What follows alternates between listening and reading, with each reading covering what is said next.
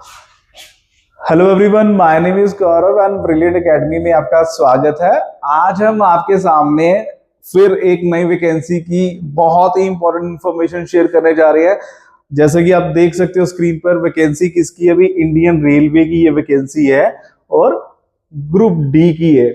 और total number of vacancy जो आई है दैट इज 32,438।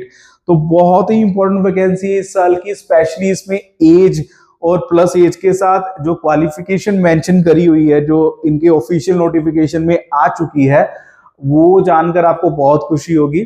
तो हम स्टेप बाय स्टेप सब कुछ समझते हैं।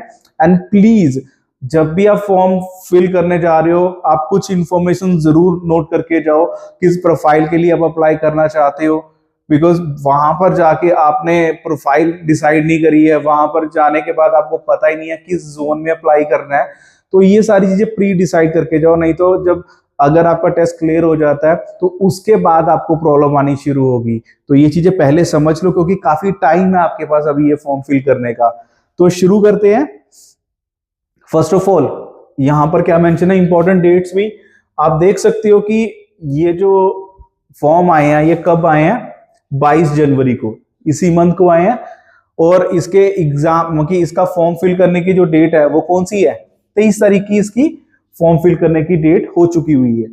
अब अगर आप देखेंगे इसकी लास्ट डेट कब अभी फॉर्म फिल करने की, वो कौन सी है? ये है 22 फरवरी की। अप्रोक्सीमेटली एक महीना मिल गया फॉर्म फिल करने के लिए और डिसाइड करने के लिए कि किस पर्टिकुलर प्रोफाइल के लिए आपको अप्लाई करना है।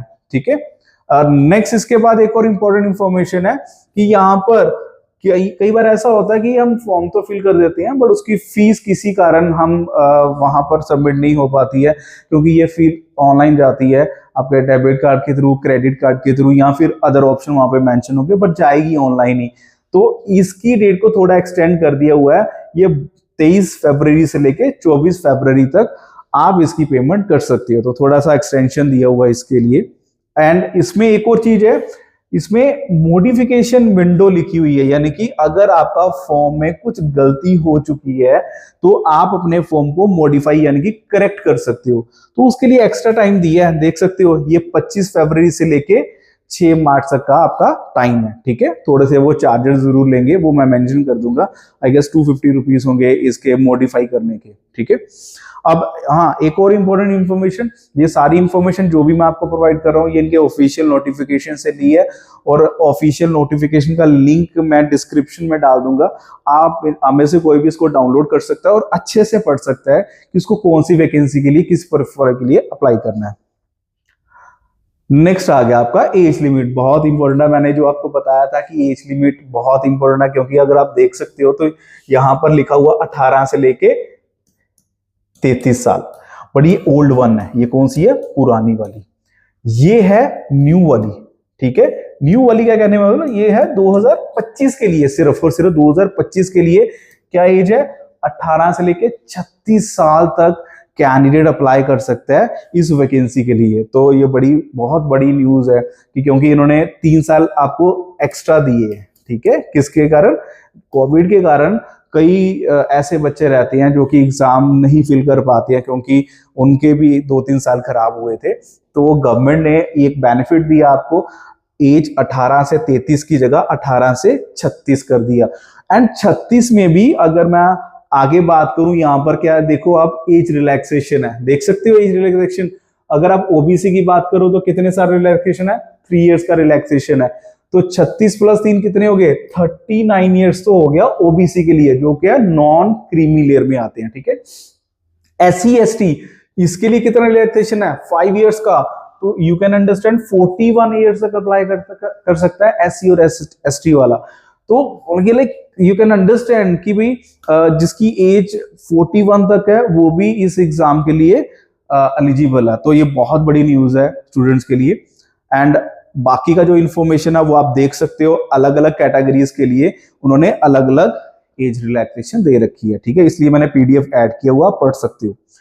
अब एज का तो खत्म हो गया, हमें पता चल गया कि भी एज तो बहुत है। ऑलमोस्ट हर कैंडिडेट जो चाहता है इस फॉर्म को फिल करने के लिए, तो एज उसके लिए बहुत बड़ा कंसर्न नहीं रहेगी। नेक्स्ट हमारे पास क्या आ जाता है इसके बाद?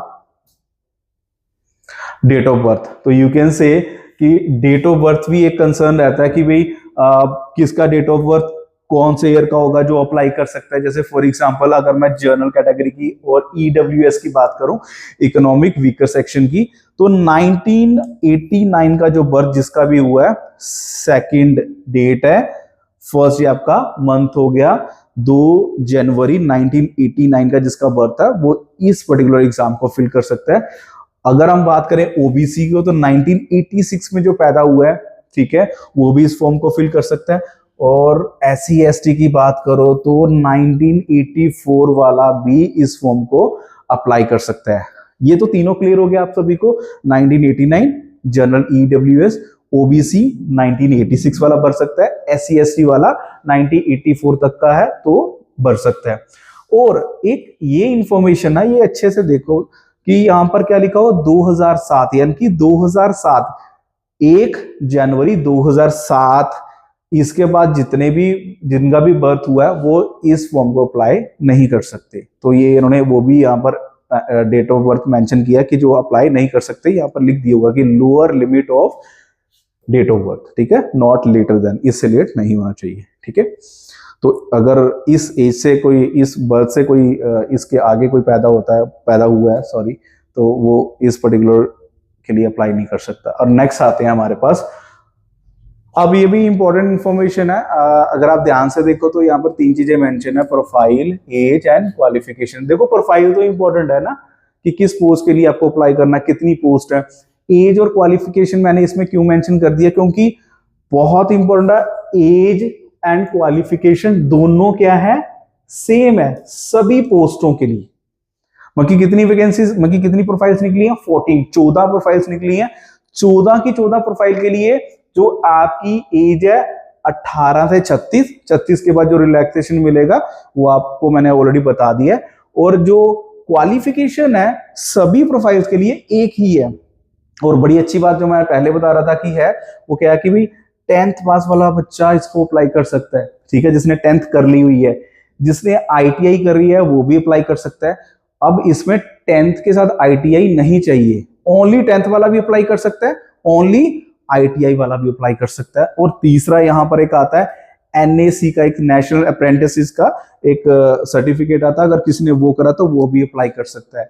तो जो क्वालिफिकेशन वाला एक रहता था कि भाई ये टेक्निकल ट्रेड होते हैं तो शायद इसमें टेक्निकल क्वालिफिकेशन मांगी जाएगी, ऐसा कुछ नहीं है, तो क्लियर कर दिया उन्होंने। तो बड़ी अच्छी न्यूज है सभी स्टूडेंट्स के लिए जो अप्लाई करना चाहते हैं। तो हम डिटेल क्या शेयर करेंगे कि पोस्ट कौन कौन सी है भाई। अब आप देख सकते हो मैंने यहां पर लिखा है name of the post, department, age, qualification same रहने वाला है। तो सबसे पहले क्या है, असिस्टेंट एसएनटी, असिस्टेंट वर्कशॉप, यहां पर डिपार्टमेंट मेंशन है। अगर एसएनटी है तो डिपार्टमेंट भी एसएनटी है। अगर वर्कशॉप असिस्टेंट की वैकेंसी है, ठीक है, और इसमें डिपार्टमेंट कौन सा आ गया आपका, मैकेनिकल। असिस्टेंट ब्रिज डिपार्टमेंट क्या है, engineering. Assistant carriage and wagon department क्या है, मैकेनिकल। आपको डिपार्टमेंट बड़ा वाइजली चूज करना है। अगर जो ट्रेड आपको अच्छी लगती है आप डेफिनेटली समझ के उस ट्रेड के लिए अप्लाई कीजिए, बिना सोचे समझे मत करना। नेक्स्ट आपके पास 5th नंबर पे कौन सी आ गई है, असिस्टेंट लोको शेड। ये किसके लिए, डीजल के लिए। असिस्टेंट लोको शेड ये किसके लिए, इलेक्ट्रिकल के लिए। असिस्टेंट ऑपरेशन ये किस में है, इलेक्ट्रिकल में। And assistant P way. ये आपकी कितनी प्रोफाइल्स होगी, 8 तरह की। नेक्स्ट हमारे पास क्या है, assistant and TL and AC workshop, ठीक है, assistant TL and AC, assistant track and machine, and assistant TRD. तो यू कैन सी डिपार्टमेंट के हिसाब से उन्होंने प्रोफाइल्स मेंशन करी है और इसमें कोई कंफ्यूजन आपको होना नहीं चाहिए। नेक्स्ट हमारे पास pointsman B and track maintainer, जो ट्रैक को मेंटेन करते हैं, ठीक है। तो ये सारी की 14 प्रोफाइल मैंने आपको बता दी है, अच्छे से पढ़ लेना इसको पीडीएफ के अंदर। एज सेम है सभी में, एज क्राइटेरिया स्टैंडर्ड है सभी में, एंड क्वालिफिकेशन भी स्टैंडर्ड है। तो यहां तक हमारा खत्म हो गया कि अलग अलग तरह की कौन सी प्रोफाइल थी। नेक्स्ट हमारे पास क्या आता है भाई, क्या सैलरी है, यहां पर लिखा है जो इनिशियल पे कितना है, 18,000, ठीक है। ये वेरी करता रहेगा, अगर किसी की पोस्टिंग होती है मेट्रो सिटी के अंदर, कोलकाता के अंदर, मुंबई के अंदर, तो वहां पर जो HRA है वो थोड़ा ज्यादा मिलता है, तो वहां पर थोड़ी बहुत वेरिएशन है, बट उन्होंने क्या लिख दिया यहाँ पर, जो मिनिमम जाएगा वो 18,000 जाएगा। एंड प्लीज ये डॉलर्स हैं, ठीक है, आपको इंडियन करेंसी में पैसे मिलेंगे, तो उसका कंफ्यूजन मत रखना, इंडिया की जॉब है, इंडियन करेंसी रुपीस में ही आपको सैलरी दी जाएगी। नेक्स्ट आता है रिक्रूटमेंट प्रोसेस। भाई रिक्रूटमेंट प्रोसेस है क्या, मतलब कितने एग्जाम होंगे, क्या होगा, तो ये एक डाउट रहता है माइंड के अंदर। तो सबसे पहले आप देखो, अभी पहले क्या लिखा हुआ है, CBT। CBT क्या होता है, बेसिकली कंप्यूटर बेस्ड टेस्ट, भाई ऑनलाइन टेस्ट होना ये वाला, ठीक है। सेकंड, उसके बाद क्या होगा, PET। PET क्या होता है, फिजिकल एफिशिएंसी टेस्ट। तो भाई फिजिकल एफिशिएंसी टेस्ट बहुत इंपॉर्टेंट है, मैं आपको PDF में दिखाऊंगा हर प्रोफाइल के लिए आपकी फिटनेस कैसी चाहिए, तो वो उन्होंने मेंशन करके रखा हुआ है, ठीक है। इसके बाद नेक्स्ट राउंड आपका कौन सा आएगा, DV जिसको बोलते हो। DV क्या होता है, डॉक्यूमेंट वेरिफिकेशन। भाई डॉक्यूमेंट वेरिफिकेशन बहुत इंपॉर्टेंट है, इसके लिए आपने किसी कास्ट के अंडर कोई रिजर्वेशन के लिए अगर अप्लाई कर दिया हुआ है, तो आपको उसके डॉक्यूमेंट चाहिए होंगे, स्पेशली EWS का, वो आपको आगे एक्सप्लेन कर दूंगा, ठीक है। तो डॉक्यूमेंट्स आपके रेडी होने चाहिए। अगर ये डॉक्यूमेंट आपके अच्छे सही से नहीं बने होंगे, तो ऑब्वियस सी बात है आपकी जॉब आपके हाथ से निकल जाएगी। एंड नेक्स्ट हमारे पास फोर्थ लास्ट राउंड क्या रहता है, मेडिकल एग्जामिनेशन, ठीक है। तो ये रिक्रूटमेंट प्रोसेस समझ आ गया। पहले टेस्ट होगा, भी पहले टेस्ट की तैयारी करनी है, देन फिजिकल एफिशिएंसी टेस्ट होगा, देन डॉक्यूमेंट वेरिफिकेशन, और एंड में जाके मेडिकल एग्जामिनेशन। अब आते हैं पहले पॉइंट पे जो हमने देखा था, कौन सा भी, CBT में क्या होगा। तो देखिए जरा ध्यान से, CBT में क्या है भाई, टेस्ट होगा ना, MCQs आएंगे, है ना, मल्टीपल चॉइस क्वेश्चंस आएंगे। तो क्या लिखा है उसमें कि हमारे पास कौन कौन से सब्जेक्ट्स है, जनरल साइंस कितने क्वेश्चंस, 25, मैथमेटिक्स कितने questions, 25, general intelligence and reasoning कितने questions, 30, and general awareness and current affairs कितने, 20। तो आप देख सकते हो कि जनरल इंटेलिजेंस में सबसे ज्यादा क्वेश्चन पूछे जा रहे हैं, 30, ठीक है। जनरल साइंस, मैथमेटिक्स दूसरे नंबर पे आता है, एंड थर्ड नंबर पे आपका जनरल अवेयरनेस आता है। तो ये आपका एग्जाम पैटर्न है, और इसमें अगर आप देखो टोटल नंबर ऑफ क्वेश्चंस कितने बन गए, 100 क्वेश्चंस हैं, ठीक है।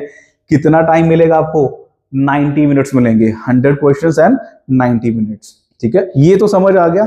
नेक्स्ट रहता है भी इसमें क्या नेगेटिव मार्किंग होगी, यस इसमें नेगेटिव मार्किंग है, कितनी, अभी 1/3, 1/3 समझते हो ना, ठीक है। तो इसमें 1/3 नेगेटिव मार्किंग रहेगी आपकी। तो ये आपका हो गया CBT कैसे रहेगा भाई। अब CBT अगर हमने पढ़ लिया तो हमें पता भी होना चाहिए भी इसमें सिलेबस क्या है। मैथ समझ आ गया आपको, तो मैथमेटिक्स में यू कैन सी ये बेसिक सारे चैप्टर्स है आपके। तो मैंने नंबरिंग कर रखी है 1 2 3 4, ठीक है, 5 6 7 8 9 10 11 12 13 14 15 16 17 18 19 एंड 20, अप्रोक्सीमेट 20 चैप्टर्स है। अब मैं ब्रीफली बताता हूँ 20 चैप्टर्स क्या है, अरिथमेटिक भी है, ठीक है, एंड एडवांस जिसको आप ज्योमेट्री बोलते हो उसके भी चैप्टर्स मेंशन है यहाँ, जैसे यहाँ पे ट्रिग्नोमेट्री लिखा हुआ है, ज्योमेट्री लिखा हुआ है, यू कैन अंडरस्टैंड, मेंसुरेशन आ गया इसी के अंदर। तो अरिथमेटिक के अलावा इन्होंने थोड़ा एडवांस मैथ भी दिया हुआ आपको करने के लिए, ठीक है, बट इतना ज्यादा हाई लेवल तो आएगा नहीं, फिर ग्रुप डी का पेपर है तो यू कैन अंडरस्टैंड कि चैप्टर्स मेंशन है बट लेवल इतना हाई नहीं होगा, ठीक है, so don't worry about that. Next अब हमारे पास आता है रीजनिंग, जिसके क्वेश्चंस हमने बताया था ना 30 क्वेश्चन सबसे ज्यादा आएंगे। तो रीजनिंग के कितने चैप्टर, अभी यहाँ पर भी मैंने नंबरिंग दे रखी है 1 2 3 4, और करते करते कितने टोटल चैप्टर है, 15 चैप्टर्स है, बाकी as compare to math reasoning के चैप्टर्स कम है, ठीक है। ये टेंटेटिव सिलेबस होता है, टेंटेटिव मतलब 80-90% यही सिलेबस रहेगा इसी के अंदर। नेक्स्ट अब आता है हमारे पास जनरल साइंस। भाई अगर आपको ये टेस्ट क्लियर करना है, देखो मैथ रीजनिंग बच्चा पढ़ भी रहा है, जो पहले से पढ़ रहे हैं उनके लिए अच्छी बात है, बट जो जनरल साइंस है ना जनरली हर कोई नहीं पढ़ता। तो आप देख लीजिए 10th क्लास का सिलेबस यानी कि NCERT, 10th लेवल की पढ़नी है आपने, जिसमें फिजिक्स रहेगा, केमिस्ट्री रहेगा एंड जिसको हम बोलते हैं जनरल साइंस रहेगा। तो ये 10th लेवल की जिसने अच्छे से पढ़ ली ना, तो उसके टेस्ट क्लियर करने के चांसेस बहुत ज्यादा रहेंगे। तो मैं इसको रियली रेकमेंड करता हूँ, इस पर्टिकुलर पोर्शन को, जो आपको बहुत अच्छे से तैयार करना है। नेक्स्ट आता है आपका ये जनरल अवेयरनेस। ठीक है, जनरल अवेयरनेस के अंदर वही साइंस एंड टेक्नोलॉजी के कुछ क्वेश्चंस होंगे, स्पोर्ट्स, कल्चर, पर्सनालिटीज, ठीक है, और जो जनरल अफेयर्स में जो भी आपके आते हैं हेडलाइंस एंड ऑल, तो वो आपको पता होना चाहिए। ठीक है, नेक्स्ट अब आता है हमारे पास, ये तो हो गया आपका सीबीटी के बारे में। सीबीटी में क्या समझा कि एग्जाम का पैटर्न कैसा है, सेकंड क्या समझा एग्जाम का सिलेबस क्या है हर सब्जेक्ट का। अब इसके बाद नेक्स्ट हमारे पास राउंड कौन सा आता है, फिजिकल एफिशिएंसी टेस्ट। ठीक है, अब फिजिकल एफिशिएंसी में उन्होंने क्या करवाना है, जैसे आपने देखा होगा डिफेंस के अंदर रनिंग होता है, जंप होता है किसी एग्जाम के अंदर, तो यहाँ पर क्या चीज है, पहले हम पढ़ लेते हैं मेल कैंडिडेट्स। इसमें मेल और फीमेल दोनों की वैकेंसीज है।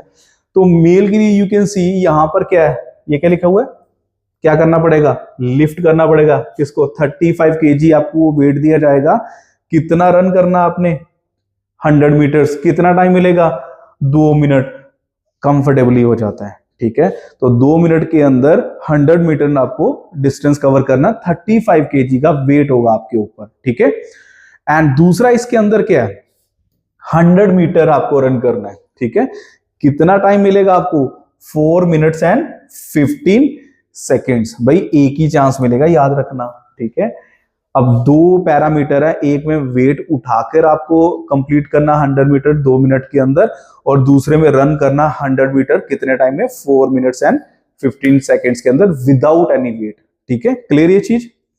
और सिमिलरली फीमेल्स के लिए भी है। तो फीमेल्स के लिए ऑब्वियसली थोड़ा रिलैक्सेशन दिया हुआ उन्होंने, तो आप देखो कि यहां पर वेट कितना कर दिया, 20 kg। ठीक है, अब कितना रन करना है, 100 मीटर्स, टाइम कितना है 2 मिनट्स, और अगेन सिंगल चांस मिलेगा आपको। ठीक है, नेक्स्ट दूसरा विदाउट वेट क्या करना, कितना कवर करना है डिस्टेंस, 1000 मीटर। ठीक है, time 5 minute and 40 second, 5 minutes and 40 second आपको टाइम मिलेगा, सफिशिएंट टाइम है इसको करने के लिए भी। तो ये हो गया आपका फिजिकल एफिशिएंसी टेस्ट, जिसके अंदर मेल एंड फीमेल दोनों को वेट के साथ भी रन करना और विदाउट वेट भी रन करना, तो इसमें कोई कंफ्यूजन होनी नहीं चाहिए किसी को। नेक्स्ट आता है मेडिकल स्टैंडर्ड्स पे। अब एक पीडीएफ है, इसी के अंदर मेंशन है, जहां पर मैंने आपको वैकेंसी शो करी थी, कि प्रोफाइल शो करी थी। ठीक है, उसी में मेंशन है कि किस प्रोफाइल के लिए कौन सा मेडिकल स्टैंडर्ड होना चाहिए, कौन सा रिलैक्स है, ये अच्छे से पढ़ना। ठीक है, अब मैं थोड़ा सा एक्सप्लेन कर देता हूं। यहां पर पहला क्या लिखा हुआ, A2। ठीक है, physical fit in all respect, मतलब पूरे की पूरी फिटनेस चाहिए। हाँ, इसमें क्या है कि डिस्टेंस विजन बताया 6x9 विदाउट ग्लासेस।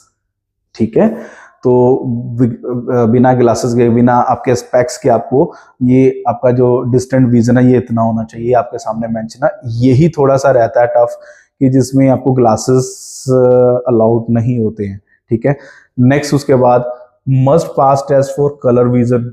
ठीक है, कलर विजन का टेस्ट भी क्लियर होना चाहिए, binocular vision, night vision.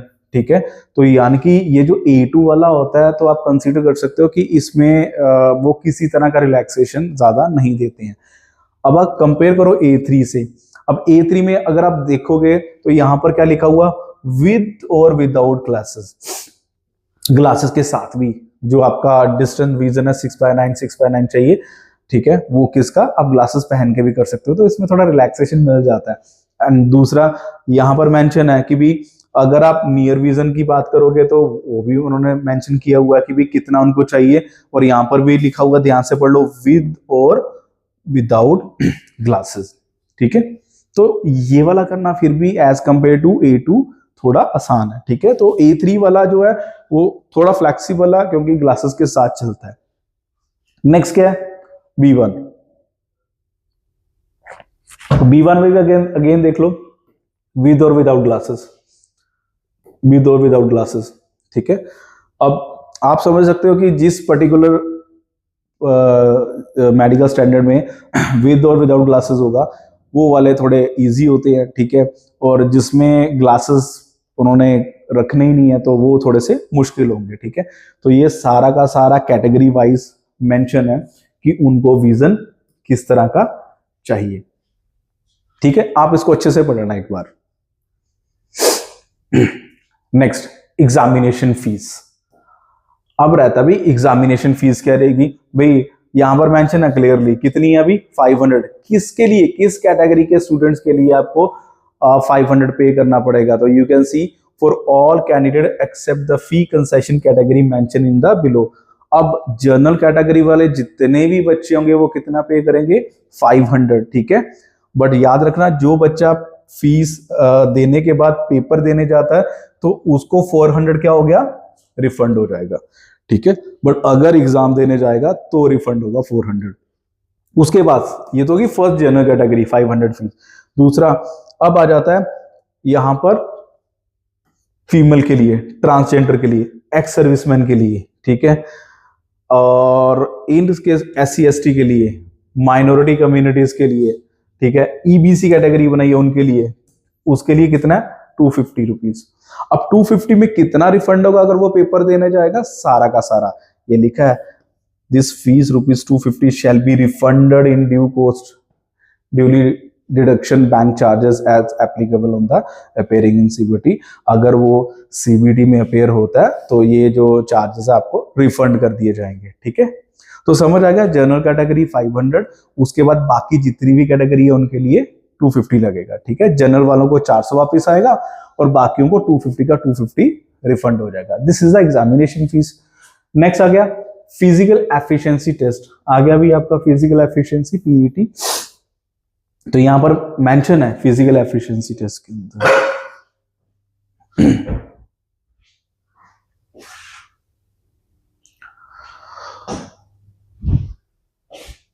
Okay, next एक इंपॉर्टेंट इंफॉर्मेशन है, that is a vertical reservation, ठीक है।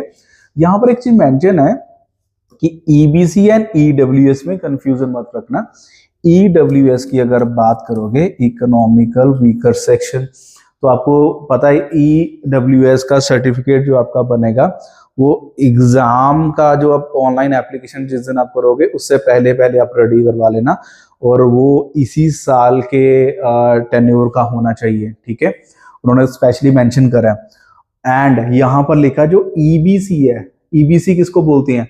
Economical backward class. अब इनके जो कैंडिडेट्स रहेंगे ना, that is not entitled to any job reservation.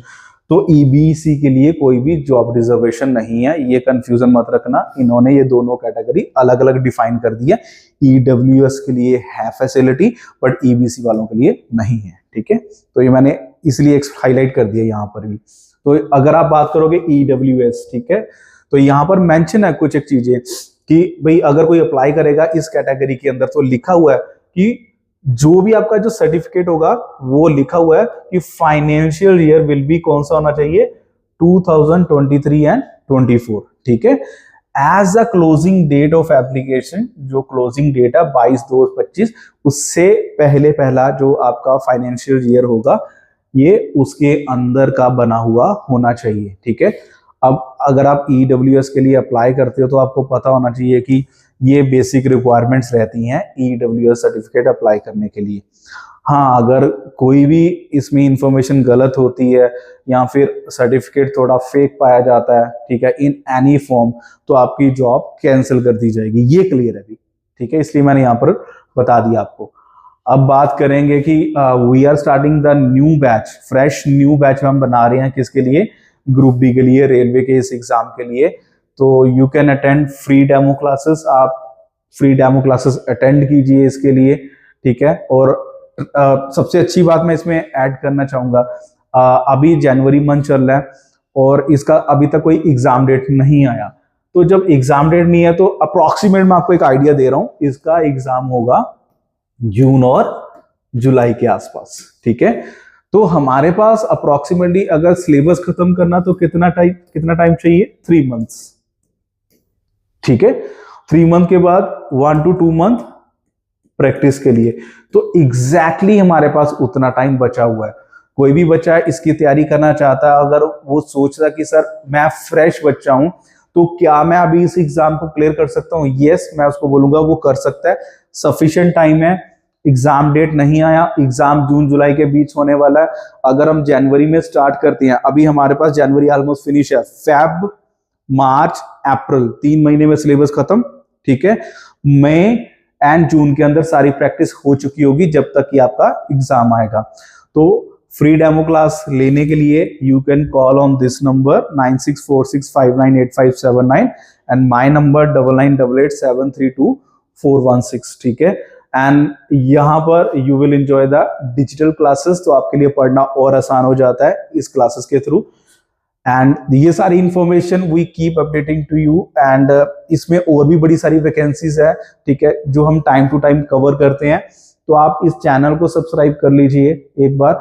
अगर एक बार सब्सक्राइब कर लेते हो तो जैसे ही कोई नई वैकेंसी, इंपॉर्टेंट वैकेंसी आती है तो हम इसका वीडियो बना के आपके साथ शेयर करते हैं, और आपको टाइम से पहले पता चल जाता है कि भी क्या क्या इंपॉर्टेंट चीजें हैं जो हमें पता होनी चाहिए वैकेंसी के बारे में, ठीक है। तो ये हमारे पास ब्रिलियंट एकेडमी का एक चैनल है, आप इसको सब्सक्राइब कर सकते हो। इसके अलावा बताना चाहूंगा कि भी यहाँ पर आप टाइम बिना गवाए पहले अपना फाइनल कर लीजिए किस प्रोफाइल के लिए आपने अप्लाई करना है, एंड उसके साथ साथ start the classes. And if you want to get the government job and specially railway के अंदर, तो we have the best thing जो हम हर बार मैं आपको बताता हूँ कि हम पिछले 2011 से कोचिंग कर रहे हैं, ठीक है, इन्हीं एंट्रेंस एग्जाम्स के लिए, गवर्नमेंट जॉब्स के लिए।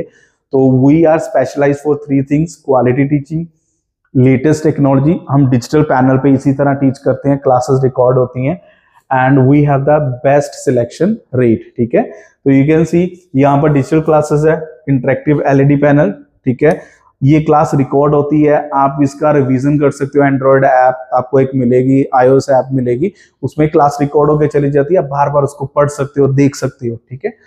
डिजिटल नोट्स आपको लिखने की जरूरत नहीं होती क्लास के अंदर, बिकॉज जो भी लिखा जाता है ये पीडीएफ में कन्वर्ट हो जाता है, आराम से घर जाके आप उसके नोट्स बना सकते हो। लाइव क्लास अलग से चलती है यहाँ पर, एंड्रॉयड ऐप मिलेगी, iOS ऐप मिलेगी फ्री में। इसमें डेली करंट अफेयर्स आपको मिलती हैं भाई, ठीक है, और हिंदी इंग्लिश दोनों लैंग्वेजेस में मिलती हैं। एंड वीकली मॉक टेस्ट होता है आपको एप्लीकेशन पे, ऑनलाइन मॉक टेस्ट भी होते हैं, ऑफलाइन मॉक टेस्ट भी होते हैं, दोनों तरह के होते हैं, ठीक है। तो नाउ आप अपने डेमो क्लास के लिए call us as soon as possible, अपना बैच ज्वाइन कीजिए, ठीक है, डेमो क्लास लेने के बाद। And wish you good luck, we want कि आपका टेस्ट क्लियर हो जाए इस साल, एंड सो दैट आप भी अपने ड्रीम्स पूरे कर सको। And this is the address, ठीक है, जहां पर आपको आना, Nanda complex, Dangu road, next to grand hotel Pathankot, ठीक है। कॉन्टैक्ट नंबर गिवन है यहाँ पर। एंड जो मैंने अभी बताया, we have the huge selection rate, क्योंकि अभी तक हजारों बच्चे यहाँ से पढ़ के अपने टेस्ट क्लियर कर चुके हैं और गवर्नमेंट जॉब कर रहे हैं। एंड आई विश कि आप बच्चे भी अपना जल्दी से जल्दी करियर स्टार्ट कीजिए। गवर्नमेंट जॉब में कुछ बेनिफिट्स रहते हैं, अगर कंपेयर करो अदर प्रोफेशन से, कि एक सिक्योर सेक्टर है, एक बार जॉब मिल जाता है अगर आपको, तो उसके बाद आप इकोनॉमिकली अच्छे हो जाते हो, ठीक है। सोसाइटी में एक बहुत अच्छी रिस्पेक्ट से देखा जाता है if somebody is doing government job. हाँ, ये कभी डाउट रहता है कि सर गवर्नमेंट जॉब्स हैं कितनी हैं, कम निकलती हैं या ज्यादा निकलती हैं, पता नहीं टेस्ट क्लियर होगा ना होगा, ठीक है। ये सारे क्वेश्चन के जवाब के लिए you can call me at any time. मेरा नंबर मेंशन ऑलरेडी, मैं यहाँ पर एक नंबर अपना फिर से मेंशन कर देता हूँ। किसी को कुछ भी डाउट है, कॉल मी एनी टाइम कि सर टेस्ट क्लियर होता है कि नहीं होता, ठीक है, मुझे डाउट है, क्या मेरा क्लियर हो सकता है कि नहीं हो सकता मुझे। And thank you very much to all the students जो इस वीडियो को देख रहे हैं, and wish you a good luck. एंड जल्दी आपके साथ मिलेंगे नई वैकेंसी के साथ, नई इंफॉर्मेशन के साथ, जिससे होप्स हो आपका करियर बन सके, आपका फ्यूचर सिक्योर हो सके। Thank you.